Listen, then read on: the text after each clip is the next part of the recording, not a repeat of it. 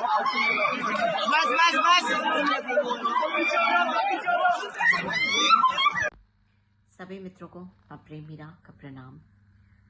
आज जब सुबह जागी तो सबसे पहले जहन में एक कविता याद आ गई जो कभी स्कूल में पुस्तकों में पढ़ी थी, सुनी थी कि जिसने मरना सीख लिया है जीने का अधिकार उसी को, जो कांटों के पथ पर चला है फूलों का उपहार उसी को।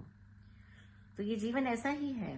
जीवन में अगर हमें कुछ पाना है, कुछ उपलब्धि, कोई बड़ी चीज चाहिए, तो उसका मार्ग जो होता है वो कांटों पे ही चल करके जाया जाता है। तो ये मैं बात इसलिए कह रही हूँ, इस संदर्भ में कह रही हूँ कि हम सभी सन्यासी वाकिफ हैं कि 21 और 22 मार्च को 2023 में सन्यासियों के साथ पूना आश्रम में क्या क्या हुआ, उसकी वीडियोस, उसके बारे में पोस्ट हम सभी बहुत बार सुन चुके हैं, देख चुके हैं और पढ़ चुके हैं कि पुलिस प्रशासन OIF द्वारा निर्दोष सन्यासियों के साथ अत्याचार, उनका बिना बात पे लाठीचार्ज, उनके साथ हिंसा की गई, उनके साथ गाली गलौज, उनको क्या क्या नहीं किया करा गया, ये सभी हम जानते हैं। और बहुत से लोग तो साक्षात वहां मौजूद भी थे, तो उन्होंने देखा भी है वो सब होते हुए। अब उसकी बहुत ज़्यादा तह में ना जाते हुए मैं सिर्फ ये कहना चाहूँगी कि आपने देखा होगा कि एक बच्चा वरुण है ना, मेरे तो बेटे समान है तो इसलिए उसको बच्चा बोल रही हूँ। हालांकि हमारे संन्यास जगत में स्वामी या वो बोलते हैं, स्वामी रुद्र यानी वरुण, उस बच्चे के साथ कितनी बुरी तरह से व्यवहार हो रहा है। उसको मारा पीटा जा रहा है, उसके कपड़े फाड़े जा रहे हैं और कई सन्यासी उसको बचा भी रहे हैं। फिर उसके बाद उसको छोड़ दिया जाता है और 1 साल हो गया, अभी तक भी मुझे नहीं समझ में आया, अभी तक भी ना तो उसको जस्टिस मिला, ना उन निर्दोष सन्यासियों को न्याय मिला जिनके ऊपर FIR की गई है और उनका क्या कसूर है ना।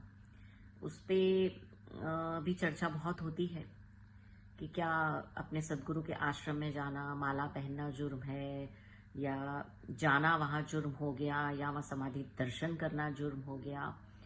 तो ये सब कई मुद्दे हैं जिन पे हम अक्सर बातें करते ही रहते हैं, बट उसका हल अभी तक नहीं निकल पाया, ना ही उस पे अभी कोई जिसको कहते हैं कि कार्रवाई हो पाई पुलिस द्वारा या कोर्ट द्वारा या जो भी।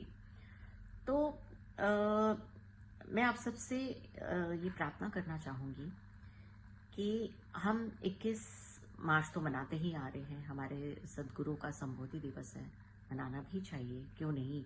जिन्होंने पूरे विश्व को जगाने का प्रयास किया, पूरे विश्व को प्रेम बांटा, उनका मनना ही चाहिए संबोधि दिवस। लेकिन जैसा कि मैंने सितंबर 2023 में एक संकल्प लिया था कि 9 बार हम मशाल यात्रा निकालेंगे पूना में और भारत के अन्य जगहों पर, जितने भी हमारे वहाँ पे समाधियाँ हैं उन समाधियों के नाम एक एक मशाल जलाएंगे।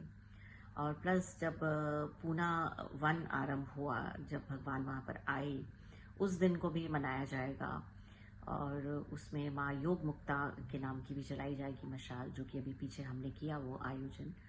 तो इस तरह से वो 9 दिवस हैं, उस 9 दिवस में भगवान का संबोधि दिवस आ रहा है, तो वो चौथी मशाल यात्रा होगी। और मैं चाहूँगी कि आप हो सके तो पूना में आए, हमारे साथ उस मशाल यात्रा में शामिल हों। और जो अंधकार में बैठे हुए लोग हैं उनके जीवन में इतना सा भी अगर प्रकाश आ जाए, जो कि तो उससे हमें लगेगा कि चलो हमारा ये प्रयास कहीं तो सार्थक हुआ। तो उसी तरह से 22 को हम उस दिन को याद करेंगे, उसको हम ब्लैक डे के दिन में इसलिए मनाएंगे, कृपया करके ब्लैक कलर को किसी रंग भेद इससे ना वो करा जाए कि कोई ये हम ब्लैक डे मना रहे हैं। ब्लैक डे इसलिए कि वो एक सिंबल है ना, कि एक विरोध का दिन है। विरोध इसलिए, विरोध उस OIF के उन लोगों के लिए विरोध है जिन्होंने निर्दोष सन्यासियों पे एफआईआर करवाई, उन्होंने वरुण को पीटा और लोगों के साथ उन्होंने हिंसा की। तो उस दिवस को हम विरोध दिवस के रूप में मनाते हुए इसे ब्लैक डे में मनाएं। तो ये 2 दिवस मैं चाहूँगी आप में से अगर बहुत से लोग नहीं आ सकते पूना में किसी कारणवश, तो वो अपने अपनी जगहों पे अपने जो आपके कस्बे हैं, आपके गांव हैं, आपके शहर हैं, आप जहाँ भी रहते हैं, आप विदेश में भी अगर रहते हैं और मेरी वीडियो को देख रहे हैं, तो एक प्रतीकात्मक, एक OIF के अगेंस्ट के उनकी हिंसा के लिए ये हम एक रिएक्शन आप कह सकते हैं, इसको हम ब्लैक डे के रूप में मनाएं। और 21 को मशाल तो जलेगी ही।